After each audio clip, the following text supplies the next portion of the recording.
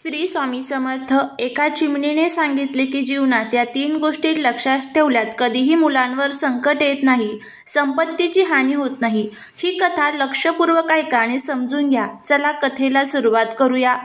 पण पुढे जाण्यापूर्वी तुम्हाला सांगते की गरुड पुराणात म्हटले आहे की कथा असो किंवा ज्ञान अपूर्ण हे कधीच नसावं.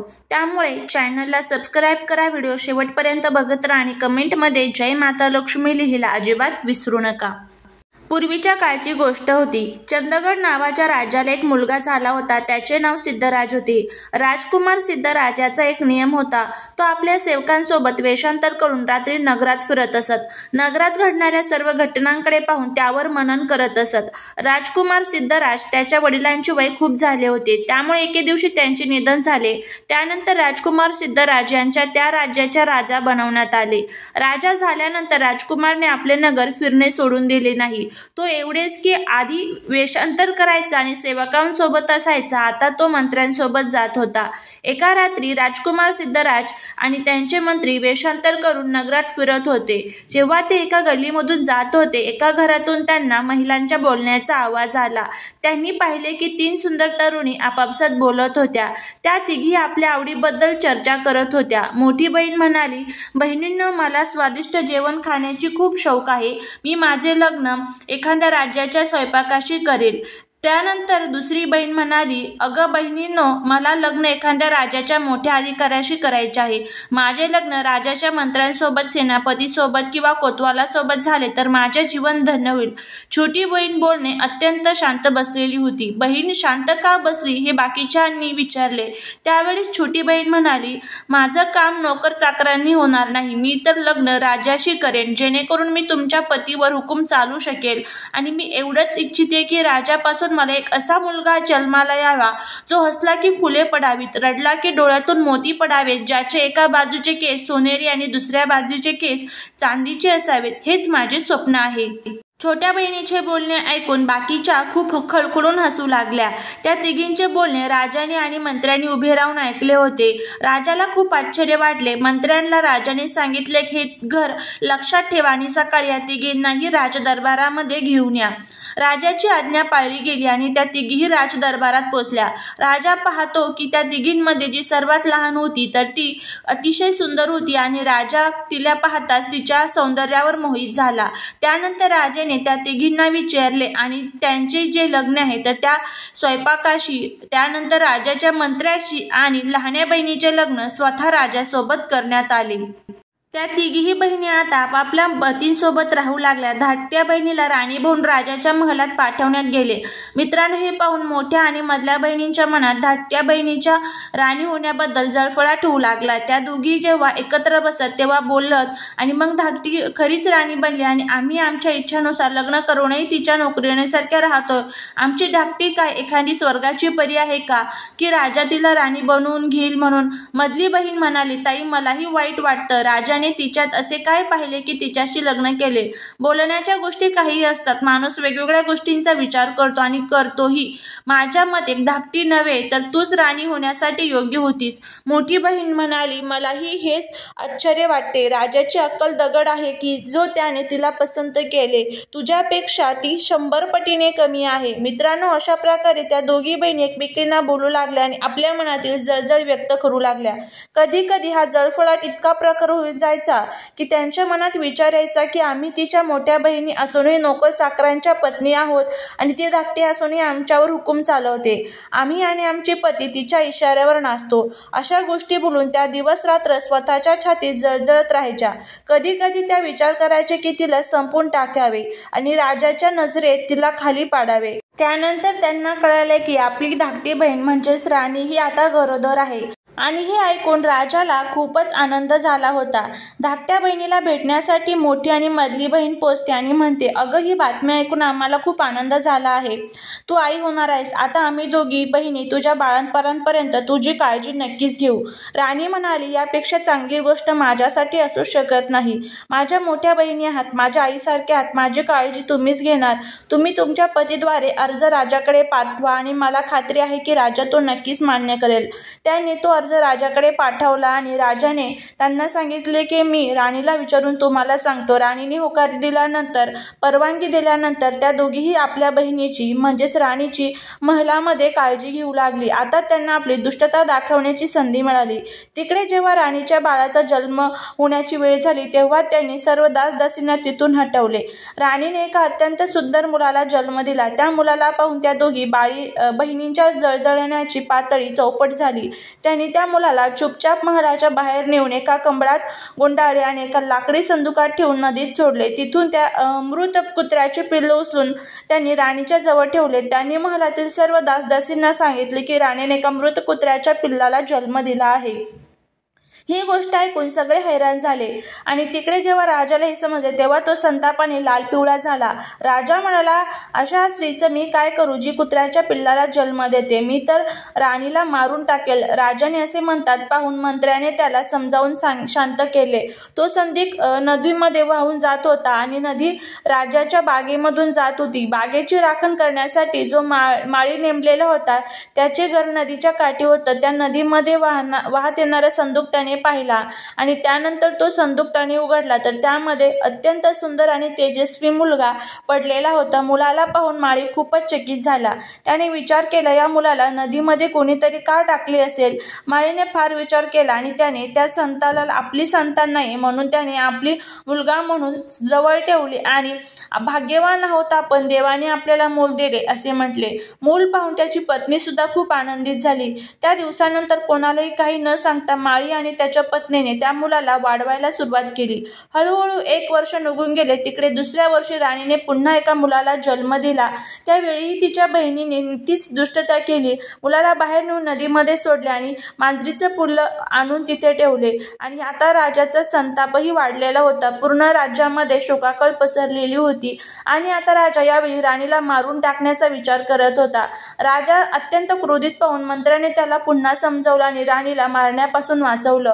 आता हळूहळू राजमहालातील लोकांच्या नजरेत राणीचं स्थान कमी होत चाललं होतं आणि यावेळी नदीमधून जे मूल वाहून गेलं ते परत त्याच माळ्यापाशी गेलं होतं आणि माळीने त्याच मुलाला वाढवून खूप मोठं केलं होतं. त्यानंतर अजून 1 वर्ष गेले आणि त्यानंतर राणीने आता एका सुंदर अशा मुलीला जन्म दिला होता. परत तिच्या बहिणीने तीच दुष्टता केली आणि त्या मुलीला त्यांनी पाण्यामध्ये सोडून दिले आणि मृत उंदराचे पिल्लू तिच्या जवळ ठेवले. राजा विचार करू लागला, या राणीमुळे आपल्या संपूर्ण नगराची बदनामी झाली आहे. सगळे लोक म्हणत आहेत की राणी कुत्रे मांजरी जन्माला घालते असं वाटतं. एखादी कुलंकिनीत राजाच्या घरात आलेली आहे. आता मी हिला अजिबात सोडणार नाही. राजाच्या या मनसुब्याला ओळखून मंत्र्याने हातपाय जोडून विनंती केली आणि राणीला मारण्यापासून वाचवलं. मंत्र्याने म्हटलं, महाराज, यात राणीचा काय दोष आहे? तिला मारून टाकल्यानंतर तुमच्या घरात मुलगा मुलगी होणार नाही. म्हणून योग्य तेच असेल की तुम्ही राणीला मारण्याऐवजी तिच्या जवळ जाणं सोडून द्या. मंत्र्यांनी, तुम्ही जर म्हणत असाल तर मी हिला मारणार नाही, पण मी हिला नक्की शिक्षा देईल आणि अशी शिक्षा देईल की मृत्यूदंडापेक्षाही जास्त कष्टदायक असेल. आणि त्यानंतर राजाने एका चौकात जेलसारखा महल बांधलं. त्यामध्ये एक लाकडाचा पिंजरा ठेवला आणि त्या पिंजऱ्यामध्ये राणीला कैद करून ठेवलं. राजाने हा आदेश दिला की जो कोणी या चौकातून जाईल तो इथे राणीवरती थुंकी टाकेल आणि जो हे करणार नाही त्याला तीच कठोर शिक्षा दिली जाईल जी या राणीला दिली जात आहे. राजाचा हुकूम मंत्र्याला खूप वाईट वाटला. मंत्री विचार करू लागले, या शिक्षेसाठी राणीच्या दोन्ही बहिणी पात्र आहेत. बिचारी निर्दोष राणी आता कोणताही गुन्हा न करता शिक्षा भोगत आहे. तिकडे राणीची तिन्ही मुलं माळीच्या घरी मोठी होत होती. माळी आणि त्याच्या पत्नीने त्याचे शिक्षण केलं. हळूहळू ते सगळ्या विद्यांमध्ये निपुण झाले. काही दिवसांनी माळी आणि त्याची पत्नीचं निधन झालं. त्यांच्या मृत्यूनंतर तिघी भावंड त्यांचा अंतिम संस्कार केले आणि त्याच घरामध्ये राहू लागले. दोघा भावांना राजाकडे नोकरी मिळाली आणि त्यांनी कधीही राजाशी भेट झाली नाही. एक दिवशी दोघे भाऊ शिकार खेळायला गेले. त्यांची बहीण घरी एकटीच होती. फक्त तिच्या 2 दासी तिच्यासोबत होत्या. त्याचवेळी तिची एक म्हातारी आई आली आणि म्हणाली, बेटी, मी काही काळासाठी तुझ्या घरी थांबू इच्छिते. मुलीने त्वरित परवानगी दिली. तिने वृद्ध आईला जेवण दिलं आणि तिची खूप सेवा केली. नंतर तिने म्हाताऱ्या आईला आपल्या घराभोवताली सुंदर बाग, बागीचा आणि तलाव दाखवला. म्हटलं, इथलं सुंदर वातावरण पाहून वृद्ध आईचं हृदय आनंदाने भरू आलं. मुलीने विचारलं, आई, माझ्या महलात काही बागेबद्दल तुमचं काही मत आहे का? वृद्ध आई म्हणाली, पोरी, मला एक प्रश्न विचारायचा आहे. मी तुला सांगितलं तर तुला आवडेल का? तेव्हा म्हातारी म्हणाली, बेटी हे सगळं काही ठीक आहे, पण माझ्या मते इथे अजून 3 गोष्टी पाहिजे होत्या, तर तुझी बाग जगातील सर्वात सुंदर झाली असती. तर त्या 3 गोष्टी काय आहेत? लक्षपूर्वक ऐक. म्हातारी पुढे म्हणाली, पहिली गोष्ट आहे चिमणी, जी माणसासारखी बोलते आणि जेव्हा ती बोलते तेव्हा तिच्या आसपास शेकडो हजारो पक्षी जमून तिच्या सुरात सूर मिसळतात. दुसरी गोष्ट आहे गाणारा वृक्ष. त्याच्या पानांचा आकार मोठा आणि गुळगुळीत असतो. जेव्हा वारा सुटतो तेव्हा पानं एकमेकांना रगडतात आणि त्यातून मधुर संगीत निर्माण होते. ते संगीत ऐकणारा प्रत्येकजण मंत्रमुग्ध होतो. तिसरी गोष्ट आहे सोनेरी पाणी, ज्याच्या एका थेंबाला जर एखाद्या भांड्यात ठेवलं तर ते भांडं आपोआप भरतं आणि त्यातून सतत एक फवारा निघतो जो कधीही थांबत नाही, कारण ते पाणी पुन्हा त्या भांड्यातच परत जातं. म्हातारीचं बोलणं ऐकून मुलगी म्हणाली, आई, जर तुला या गोष्टीविषयी इतकं माहीत असेल तर तेही मला सांग की कुठे सापडतील. तेव्हा म्हातारी म्हणाली, तू इथून उत्तर दिशेला गेली तर सरळ चालत जा आणि 20 दिवसांच्या प्रवासानंतर जो पहिला व्यक्ती तुला भेटेल तर त्याला पुढचा मार्ग विचार. बरं पोरी, म्हातारी म्हणाली, मला खूप उशीर झालाय, आता मी निघते. म्हातारीला काय माहीत होतं की ती मुलगी इतकी धाडशी असेल की स्वतःच त्या गोष्टी शोधण्यासाठी निघेल, म्हणून तिने जे काही माहीत होतं ते सगळं तिला विस्ताराने सांगितलं. मुलीने तिने सांगितलेला प्रत्येक शब्द लक्षात ठेवला. तिकडे दोघं भाऊ जेव्हा शिकारीवरून परत आले तेव्हा त्यांनी आपली बहीण उदास बसलेली पाहिली. त्यांनी विचारलं, ताई, काय झालं? आज तुम्ही तब्येत ठीक नाही का? काही गोष्टी तुझ्या मनाविरुद्ध झाली आहे का? मुलीनं डोकं खाली घालून उत्तर दिलं, नाही भाऊ, अशी काही गोष्ट नाही. त्यानंतर मुलगी म्हणाली, आपल्या वडिलांनी हा महल आपल्यासाठी बांधला होता आणि आपल्या समजुतीनुसार सुंदरता आणि सजावट करण्यास कोणतीही उणीव ठेवली नव्हती, पण आजही यामध्ये काही कमी आहे. आज मला 3 गोष्टींबद्दल माहिती मिळाली आहे. त्या 3 गोष्टी जर या बागेत आल्या तर आपला महल अतुलनीय सुंदर होईल. दोन्ही राजकुमार म्हणाले, ताई, या कोणत्या गोष्टी आहेत? आम्हाला लवकर सांग. मग मुलगीनी म्हणाली, भावांनो, एक उच्च दर्जाची चिमणी जी बोलू शकते. तिचं गाणं ऐकून हजारो पक्षी तिच्या सुरात मिसळतात. दुसरा गाणारा वृक्ष, ज्याच्या पानातून सुंदर संगीत निर्माण होतं. आणि तिसरे म्हणजे सोनेरी पाणी. त्यानंतर दोन्ही राजकुमारांना विचारलं, ताई, जर तू आम्हाला सांगितलंस की या 3 गोष्टी कुठे मिळतील, कोणत्या दिशेला मिळतील, तर आम्ही त्या शोधून आणण्याचा प्रयत्न करू. त्यानंतर पुढच्या दिवशी त्यापैकी एका मोठा राजकुमार अस्त्रशस्त्र घेऊन घोड्यावर बसला आणि त्या 3 गोष्टी मिळवण्यासाठी निघून गेला. ते पाहून मुलगी रडायला लागली आणि म्हणाली, दादा, मी किती दुष्ट आहे, जी माझ्या इच्छेसाठी तुला संकटात टाकत आहे. मी माझी मागणी मागे घेते. आता कधीही या गोष्टींचा उल्लेख करणार नाही. ती जाऊ नकोस. मोठ्या राजकुमाराने म्हटलं, ताई, एकदा मी काही करण्याचा निर्धार केला तर तो मी मागं हटत नाही. त्यानंतर तो राजकुमार आपल्या बहिणीला खंजीर देतो आणि म्हणतो की जोपर्यंत हा खंजीर सुरक्षित आहे तोपर्यंत मी सुरक्षित आहे, पण जर या खंजिरातून रक्ताचे थेंब वाहू लागले तर मी जिवंत नाही, हे समजून घे. हे ऐकून दोघेही खूप उदास झाले आणि बहीण म्हणाली, भाऊ, तू अशा धोकादायक प्रवासावर जाऊ नकोस. मोठ्या राजकुमाराने काही ऐकले नाही आणि तो घोड्यावरती बसून लगेचच दक्षिण दिशेकडे निघाला. चालत चालत 20 दिवसांचा प्रवास पूर्ण केला आणि त्यानंतर त्याला एक विचित्र दृश्य दिसले. त्यानं पाहिले की एक झोपडी होती आणि त्याच्या बाहेर एक वृद्ध पुरुष बसलेला होता. त्याचे केस बर्फासारखे पांढरे होते. त्याची दाढी, मिशी आणि भुवया इतक्या वाढलेल्या होत्या की त्याचे संपूर्ण शरीर झाकलेले होते. त्यानंतर त्या राजकुमाराने त्या पुरुषाला विचारले आणि त्यानंतर त्या तपस्वी हा एक साधू होता आणि त्या साधूने त्या राजकुमाराला पुढचा पत्ता जो आहे तर तो सांगितला. तेव्हा तपस्वीने आपल्या झोळीतून एक चेंडू काढला आणि तो फेकला आणि त्याला सांगितले की हा चेंडू जिथे थांबेल तिथपर्यंत तू जा. तू घोड्यावर बसून आणि चेंडू जमिनीवर टाक. हा चेंडू जिथे पुढे जाईल त्याच्या मागे मागे तू चालत राहा आणि त्यानंतर एका डोंगराच्या खाली हा चेंडू थांबतो. तिथे एका झाडाजवळ घोड्याला बांध आणि मग डोंगर चढायला सुरुवात कर. तुझ्या दोन्ही बाजूला काळ्या दगडांचे ढीग दिसतील. त्यापुढे लक्ष देऊ नकोस. यावेळी तुला मागून अनेक आवाज ऐकू येतील, काही धमक्या आणि काही शिव्या ऐकू येतील. त्यांना अनुलक्षित कर. जर एकदाही तू मागे वळून पाहिलंस तर तू तुझा घोडा दोघंही काळ्या दगडात बदलून जाल. तिथे पडलेले काळे दगड हेच लोक आहेत जे या वस्तू मिळवण्यासाठी गेले होते आणि मागे वळून पाहिल्यामुळे दगड बनलेत. जर तू कुशलतेने डोंगराच्या शिखरावर पोहोचला तर तिथे एका झाडावर टांगलेला पिंजरा सापडेल ज्यामध्ये गाणारी चिमणी असेल. त्या चिमणीच्या बोलण्याने घाबरू नकोस. उलट तिच्याकडून गाणाऱ्या झाडांचा आणि सोनेरी पाण्याच्या पत्त्याचा विचार ती चिमणी तुला सांगेल. या गोष्टी तुला सापडतील. ह्या सगळ्या गोष्टी मिळाल्यानंतर तुझ्या मार्गात कोणतंही संकट राहणार नाही. बाळा, मी हे सगळं तुला सांगितलं आहे, पण अजूनही मी तुला सांगतो की तू परत जा. मला स्पष्ट दिसतंय की तू तिथपर्यंत पोहोचू शकणार नाही. त्याआधी काळ्या दगडात बदलशील. राजकुमार पुढे निघाला. तपस्वीने ते झेंडू पुढे टाकले. झेंडू चालत चालत त्या डोंगराच्या पायथ्याशी जाऊन थांबला. तिथून वर जाण्यासाठी अत्यंत कठीण रस्ता होता. राजकुमाराने घोड्याला तिथेच बांधला आणि डोंगर चढायला लागला. पुढे थोडे जाताच त्याला मोठे मोठे काळे दगड दिसले. त्या दगडांमध्ये 5-6 पावले पुढे गेला तेव्हाच मागून काही आवाज येऊ लागले. त्या आवाजाने राजकुमाराला धमकावायला सुरुवात केली. कोणीतरी म्हणत होतं की हा मूर्ख कोण आहे जो पुढे जात आहे. कोणीतरी म्हणत होतं की याला पकडा. दुसरा आवाज म्हणत होता की हा किती मोठा दुष्ट आहे, याला पकडून ठार मारा. कोणीतरी त्याच्यावर ओरडत होतं तर कोणीतरी चिडचिड करत होतं. कोणी म्हणत होतं याला विडून घ्या, नक्कीच तो चिमणी चोरण्यासाठी आला आहे. राजकुमाराने त्या आवाजाकडे दुर्लक्ष केलं आणि वेगाने पुढे चालत राहिला. पण जितका तो पुढे जात होता तितक्या त्या आवाजांचा जोर वाढत होता. त्याचे कान फुटायच्या अवस्थेला आले आणि डोकं बधीर झालं. तपस्वीने त्याला सांगितलेलं सगळं त्याच्या मनातून निघून गेलं आणि एकदा तो मागे वळून पाहतो. जसेच त्याने मागे वळून पाहिलं, तो आणि त्याचा घोडा दोघंही त्या काळ्या दगडात बदलले. तिकडे तो खंजीर राजकुमाराला देऊन गेला होता आणि त्याने सांगितलं होतं की माझा मृत्यू झाल्यावर या खंजिरातून रक्ताचे थेंब येतील. तो खंजीर राजकुमारी रोज मानेतून काढून तपासत असे. पण नसेच राजकुमार काळ्या दगडात बदलला तसे त्या खंजिरातून रक्ताचे थेंब टपकू लागले. हे पाहून राजकुमारी जोरजोराने रडू लागली. डोकं आपटत आपटत ती म्हणाली, दादा, माझ्या मूर्खपणामुळेच तुझं जीवन संपलं. कोणत्या अशुभ क्षणी मी ती म्हातारी आली होती. ती तिथे आली नसती तर मी या गोंधळात अडकले नसते. मी तिच्याशी चांगले वागले पण तिने मला लोभाच्या जाळ्यात अडवले. हे देवा, तुझ्या माझ्या भावाला जिवंत घरी पाठव, नाही तर मला मृत्यू दे. भाऊ नसतील तर ती चिमणी, दगड आणि त्या पाण्याचं काय करणार? मला काही नकोय, पण मला फक्त माझा भाऊ हवा आहे.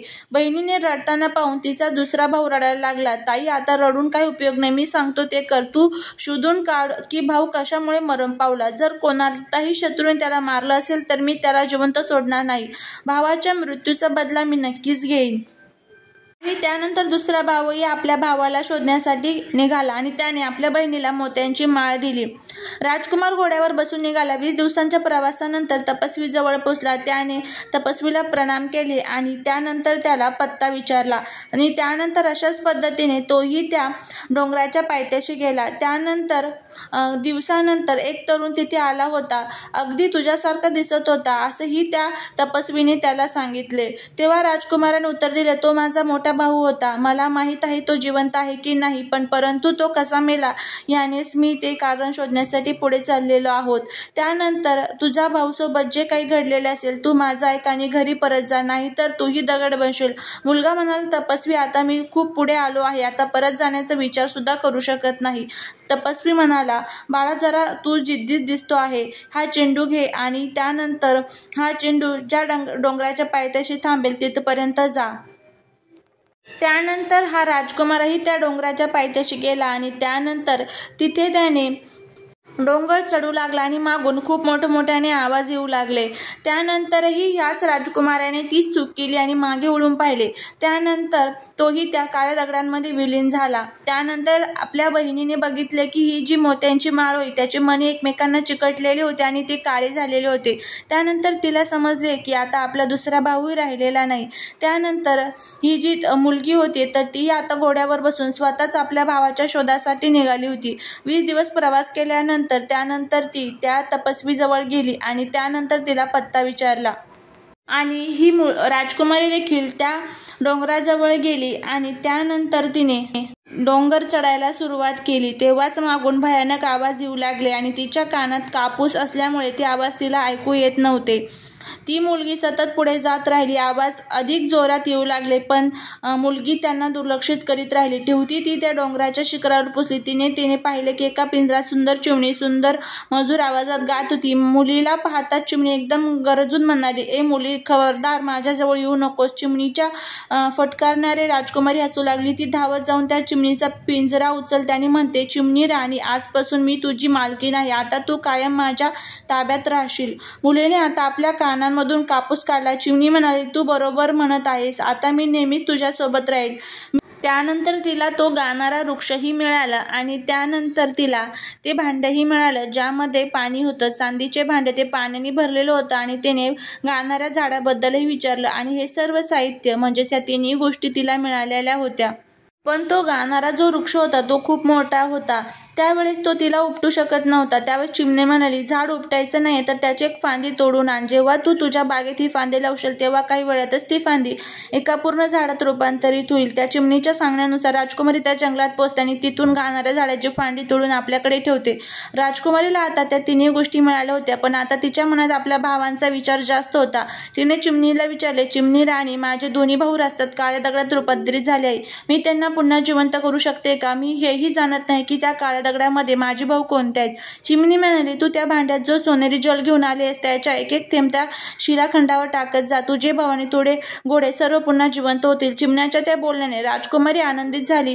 ती पिंजरा, पाण्याचे पात्र आणि फांदी घेऊन डोंगरावरून खाली उतरत होती. जिथे जिथे तिला काळे दगड दिसले तिने त्या दगडावर सोनाऱ्या पाण्याचा एक एक थेंब टाकला. त्याने ते लोक दगडात बदलले होते आणि ते घोडे पुन्हा त्यांच्या मूळ रूपात आले होते. त्या काळ्या दगडाच्या ढिगाऱ्यात तिचे दोन्ही भाऊ होते. भावांना जिवंत पाहून राजकुमारी लगेच त्यांना बिलगून रडू लागली. ती म्हणाली, भावांनो, मला चिमणी, पाणी आणि झाडाची फांदी मिळाली आहे. यामुळेच तुम्ही पुन्हा जिवंत होऊ शकलात आणि इथे जेवढे काळे दगड आहेत त्यांनाही जिवंत केलेलं आहे. मित्रांनो, हे सर्व राजा, राजकुमार आणि राजकुमारीचे आभार मानू लागले. ते म्हणाले, तुम्ही आम्हाला जीवनदान दिले आहेत. आम्ही आयुष्यभर तुमचे आभारी राहू आणि तुमच्या आज्ञेचे पालन करू. राजकुमारी म्हणाली, मी तुमच्यावर कोणताही उपकार केलेला नाही. मी माझ्या भावांना जिवंत करू इच्छित होते. तुम्हाला त्याचा लाभ झालेला आहे. ही खूप आनंदाची गोष्ट आहे. आता तुम्ही सर्वजण आपल्या आपल्या निवासस्थानी परत जा. मित्रांनो, इकडे राजकुमारी आणि तिचे दोन्ही भाऊ आपल्या घोड्यांवर स्वार होतात आणि राजकुमारी एक एक वस्तू घेतली. एकाने पाण्याचे पात्र घेतले, दुसऱ्याने गाणाऱ्या झाडाची फांदी घेतली आणि राजकुमारीने चिमणीचा पिंजरा घेतला. बाकी ज्या लोकांना राजकुमारीने जीवनदान दिले ते सर्व त्यांच्या मागे चालत होते. राजकुमारी आणि दोन्ही राजकुमार जेव्हा तपस्वी साधूच्या झोपडीजवळ त्यांचे आभार मानण्यासाठी पोहोचले तेव्हा साधू तिथून अदृश्य झालेला होता. ते तपस्वी इतका काळ तिथे फक्त त्या कामासाठी बसले होते ज्या तपस्वी साधूच्या मदतीने आज राजकुमारीला तिन्ही वस्तू प्राप्त झाल्या होत्या. त्यानंतर राजकुमारीने ह्या तिन्ही वस्तू आपल्या बागेमध्ये लावल्या होत्या.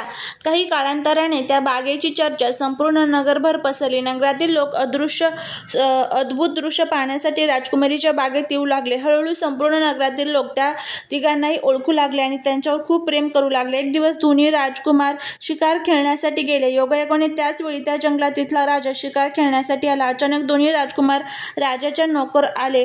त्यांनी राजाला प्रणाम केला. ते दोघे इतके देखणे होते की त्यांची सुंदरता पाहून राजा त्यांना बघतच राहिला. त्यांचे नाव आणि निवासस्थान विचारले.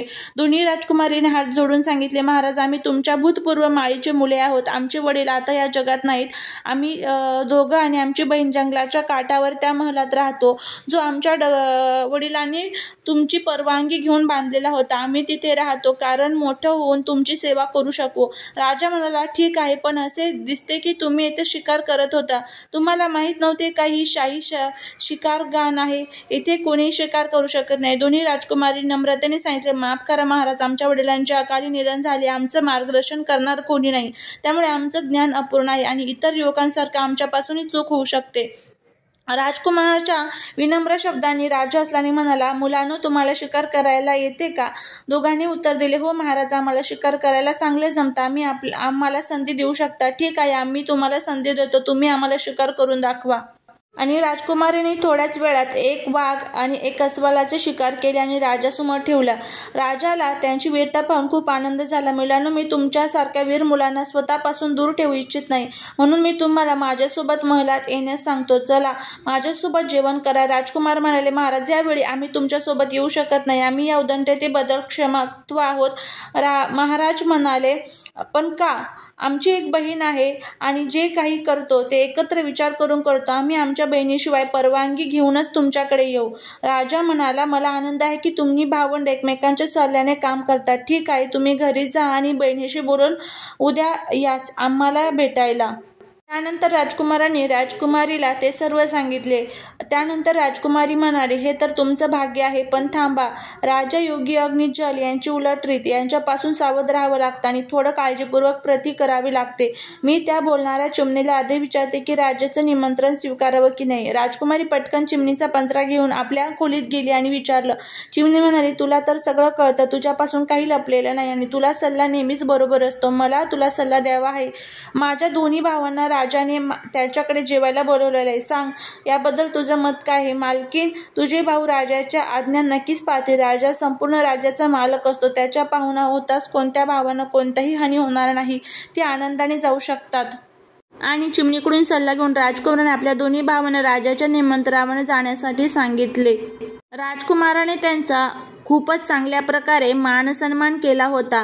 दोन्ही मुलांचे रंगरूप, आचरण, वर्तनात सगळे प्रभावित झाले. त्यांच्या चर्चा सुरू झाला की राजाने जिला पिंजऱ्यात ठेवले आहे त्या राणीपासून जर मूल जन्मलं असतं तर ते आज यांच्यासारखं मोठं झालं असतं. मित्रांनो, इथे राजा महालात परतला तेव्हा भोजनाचा वेळ झाला होता. दासदासींनी सोन्याच्या भांड्यांमध्ये जेवण वाढलं. राजाने दोन्ही मुलांना जेवायला बसवायला सांगितले. दोन्ही भाऊ संस्कारशील होते. राजाने त्यांची अनेक प्रकारे परीक्षा घेतली, पण ते प्रत्येक परीक्षेत यशस्वी ठरले. राजा विचार करू लागला की असे हुशार शूर राजकुमार जर माझे असते तर किती छान झालं असतं. भोजनानंतर राजा त्यांना मनोरंजक कक्षात घेऊन गेला. संगीत, नृत्य, गान, नाटक अशा खूप वेळ कार्यक्रम सुरू होता. त्यानंतर संध्याकाळ झाली. दोन्ही भावांनी परवानगी मागून सांगितली आणि आपल्या घरी घेण्याचं राजाला सांगितलं. त्यानंतर राजाही त्यांच्या घरी जेवण्यासाठी येणार होता. त्यानंतर चिमणीने त्यांना सांगितलं की राजाला जेवण्यासाठी मोती द्या. आता ही इतके मोती राजाला कसे द्यावेत असा हा बहिणींपुढे आणि राजकुमारांपुढे प्रश्न पडला होता. त्यावेळेस चिमणीने सांगितले की झाडाच्या मुळात एका सोन्याचा संदूक सापडेल. त्या झाडाच्या मुळाशी खोल, ज्यामध्ये विविध प्रकारचे दागिने आणि सुंदर मोती भरलेले होते. ते पाहून राजकुमारी खूप आनंद झाली आणि तिला आता चिमणीवर अधिक विश्वास वाटू लागला. इकडे राजकुमाराने आपल्या राजाची अशी व्यवस्था, स्वच्छता घराची करून ठेवली होती की घर चमकू लागले होते. दोन्ही राजकुमार उत्तम कपडे घालून घोड्यावर बसून काही शिकार आहेत का ते पाहण्यासाठी गेले होते. तिथे त्यांनी काही वेळ राजासोबत शिकार केली आणि त्यांना त्या दिवशी खूप उष्णता होती. सूर्यप्रकाश तीव्र होता, त्यामुळे त्यांनी लवकर शिकार संपवून आपल्या सैन्यांचा परत पाठवलं. राजा आपल्या दोन्ही सैन्यांसह राजकुमाराच्या घरी गेला. जेव्हा राजा त्यांच्या दारावर आला तेव्हा राजकुमाराने हात जोडून राजाला नमस्कार केला. राजकुमारीने राजाचा परिचय करून दिला. ही आमची बहीण आहे. राजाने राजकुमारीच्या डोक्यावर बराच वेळ हात ठेवला आणि राजकुमारीला पाहून राजाला काहीतरी आठवत होतं. त्याला वाटलं की राजकुमारीचा कोणाशी तरी मिळता जुळता आहे, पण नेमकं कोण हे त्याला कळेना. त्यानंतर राजकुमारीने राजाला घरात नेलं आणि घराचा प्रत्येक भाग दाखवला. संपूर्ण घर पाहून राजाला खूपच आनंद वाटला. ही बाग आमच्या वडिलांनी लावलेली होती. राजा बारकाईने बाग पाहू लागला. बाग खूप सुंदर होती. त्यांची नजर बागेच्या मध्यभागी असलेल्या फवाऱ्यावर खिळली होती. फवाऱ्याचं सोन्यासारखं पाणी उंच उडत होतं. राजा जवळ जाऊन तो फवारा पाहू लागला आणि चकित झाला. त्यावेळी त्याला एका झाडावरून सुंदर संगीत ऐकू येऊ लागले. राजा म्हणाला, असं वाटतं की याच बागेत गाणं वाजवण्याची काहीतरी योजना आहे, कारण बागेतून सुंदर संगीत येत आहे. खरंच तुम्ही गाणं वाजवण्याचे काहीतरी बागेत ठेवलं आहे का? राजकुमारी हसून म्हणाली, महाराज, इथे कोणीही गायक नाही. आमच्या बागेत एक झाड आहे ज्याच्या पानांच्या घर्षणाने संगीत तयार होतं. मित्रांनो, राजा ऐकून अवाक झाला आणि खरंच त्या झाडातून संगीत निघत होतं. राजा म्हणाला, हे खूपच अद्भुत आहे. अशी काही गोष्ट मी कधीही कल्पनाही केली नव्हती. तुम्हाला हे कसं मिळालं? राजकुमारी म्हणाली, महाराज, हे कसं मिळतं हे विचारू नका. यासाठी आम्हाला मृत्यूच्या दारात जावं लागलं. राजकुमारीने राजाला सांगितलं, राजाकडे आणखी एक अद्भुत वस्तू आहे जी तुम्ही पाहू शकता. ती एक चिमणी आहे. ती माणसासारखी बोलते. जेव्हा ती गाते तेव्हा पक्षी जमून तिच्या सुरात सूर मिसळतात. राजाने ती चिमणी बारकाईने पाहिली. चिमणी पाहून त्याला त्याच्या भूतकाळातील गोष्टी आठवू लागल्या. नंतर चिमणीने सर्व कहाणी राजाला सांगितली. राजा हे सगळं ऐकून थोडा डोकं धरून बसला आणि म्हणाली, ही सगळी माहिती तर राणीच्या बहिणींना मला दिली होती. त्यांनी सांगितलं होतं की राणीच्या सख्या बहिणी तिच्या शुभचिंतक आहेत. त्यावर चिमणी म्हणाली, महाराज, हीच तुमची खूप मोठी चूक होती. राणीच्या बहिणी तिच्यावरती जळत होत्या आणि तुमचं लग्न तिच्यासोबत झालं, त्यामुळेच त्यांना खूपच राग आलेला होता.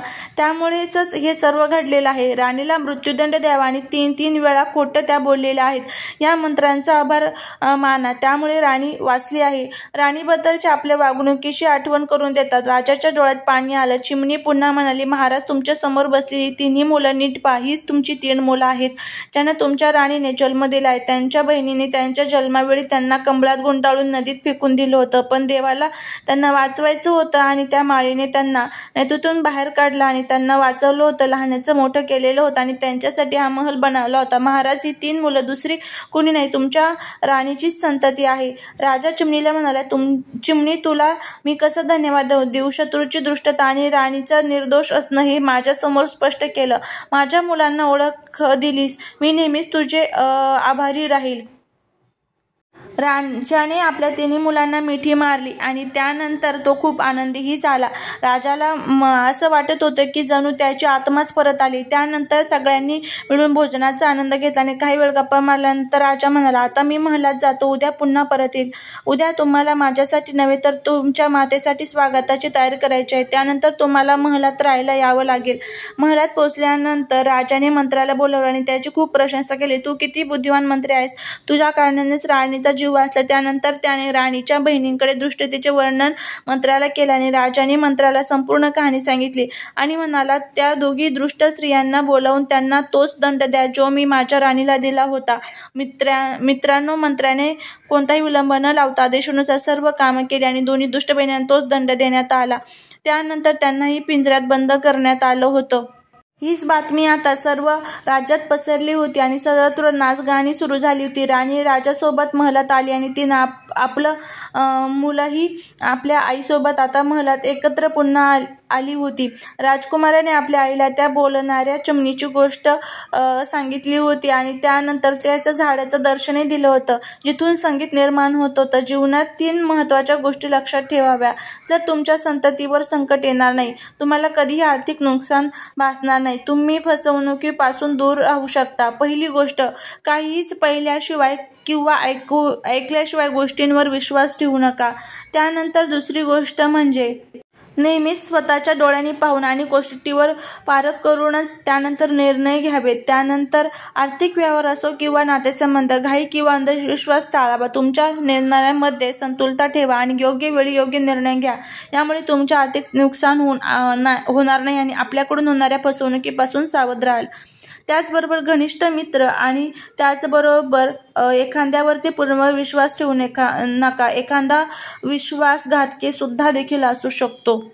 त्याचबरोबर काही लोकांपासून सावध राहा. त्यामध्ये ईर्ष्या, लोभ आणि अपमान करणाऱ्या लोकांपासून नेहमीच सावध राहावे, जेणेकरून आपल्या कुटुंबावरती कधीच कोणत्याच प्रकारचं संकट येणार नाही. हा जर व्हिडिओ आवडला असेल तर चॅनलला सबस्क्राईब करा. श्री स्वामी समर्थ.